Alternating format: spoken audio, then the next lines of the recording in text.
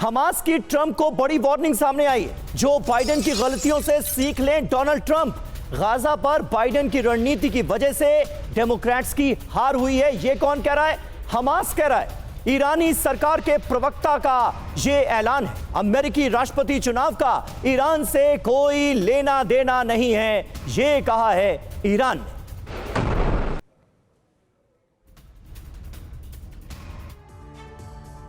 अब middle east में इस तनाव को देखते हुए क्या नीति रहने वाली है ट्रंप की, ये इस वक्त का सबसे बड़ा सवाल है। क्योंकि यहां देखिए, ईरान जहां पिछले कार्यकाल में कासिम सुलेमानी की हत्या और हिजबुल्लाह और हमास को देखते हुए वो फैक्ट्स आपके सामने, जहां ईरानी प्रॉक्सी पर एक्शन की आशंका को देखते हुए भी दावे किए जा रहे हैं। और हिजबुल्लाह और हमास के देखते हुए पिछली बार इजरायल हमास में सुलह की कोशिश हुई थी, जबकि ईरान को देखते हुए परमाणु ठिकानों पर हमला करने के भी ये पक्षधर रहे हैं। बिल्कुल, डोनाल्ड ट्रंप का पहला कार्यकाल जो है उसमें क्या क्या हुआ जो आने वाले वक्त के संकेत देता नजर आ रहा है, वो हम आपको दिखा रहे हैं। ईरान पर हमले को हरी झंडी संभव है इस बार। इसके अलावा हमास के सामने इजरायल की संप्रभुता स्वीकार करने की शर्त डोनाल्ड ट्रंप ने इससे पहले रखी थी, यानी पहले कार्यकाल में। दूसरे कार्यकाल में क्या करते हैं यह देखने वाली बात होगी। जरूरी बात क्या है, इजरायल अमेरिका से बड़े पैमाने पर हथियारों का खरीदार रहा है। अगस्त में ही दोनों देशों के बीच 20 अरब डॉलर की डील हुई थी। इतनी बड़ी डील हथियारों की, इसीलिए ट्रंप हथियार खरीदार इजरायल को जाहिर सी बात है खोना नहीं चाहेंगे। अमेरिका के अपने जो रीजंस हैं वो इससे बहुत हद तक समझ में आ जाते हैं। वॉशिंगटन डीसी आपको सीधे लिए चलते हैं। मनीष झा वहां से हमारे साथ मौजूद हैं। मनीष, बातें तो देखिए बहुत की जा रही हैं कि डोनाल्ड ट्रंप राष्ट्रपति पद की कुर्सी पर बैठते ही ना जाने क्या ऐसा कर देंगे जिससे सारे के सारे जो कॉम्प्लेक्स समीकरण हैं वो सुलझ जाएंगे। लेकिन हकीकत क्या है? इन दावों का आधार क्या है? क्या होने वाला है? और डोनाल्ड ट्रंप के पिछले कार्यकाल से को देखते हुए, उनके कामों को देखते हुए संकेत क्या मिलते हैं?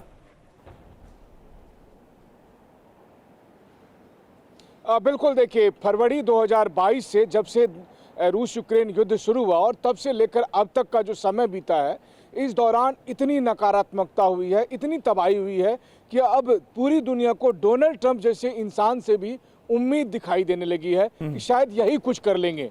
लेकिन देखिए, कागजों पर जितनी बात दिखाई दे रही है उतना हकीकत में होना संभव नहीं है, क्योंकि अब सब कुछ इतना फैल चुका है, या कहें कि इतना रायता फैल चुका है कि उससे समेटना केवल डोनाल्ड ट्रंप के बूते की बात नहीं है। आप देखिए कि अगर आज डोनाल्ड ट्रंप पुतिन से ही कहते हैं कि चलो भैया आप शांति कर लो, तो पुतिन या उनके सलाहकारों को भी लगेगा कि डोनाल्ड ट्रंप तो 4 साल हैं, 4 साल के बाद क्या होगा? 4 साल के बाद जो दूसरी सरकार आएगी, उस वक्त जब नाटो का फिर एकीकरण हो जाएगा, उस वक्त एक बार फिर जब यूक्रेन को आगे करके जंग शुरू होगी, तब क्या होगा? और इस बात को क्रेमलिन बहुत गंभीरता के साथ सोच भी रहा है। मेरी जितनी जानकारी है उसके मुताबिक ऐसा नहीं है कि डोनाल्ड ट्रंप फोन करेंगे, हाँ भाई डियर पुतिन अब मैं आ गया हूँ, चल सब मिलके साथ में बैठते हैं। ऐसा कुछ नहीं होने वाला है। आने वाले समय में ये घटनाएं और बढ़ेगी, युद्ध और बढ़ेगा।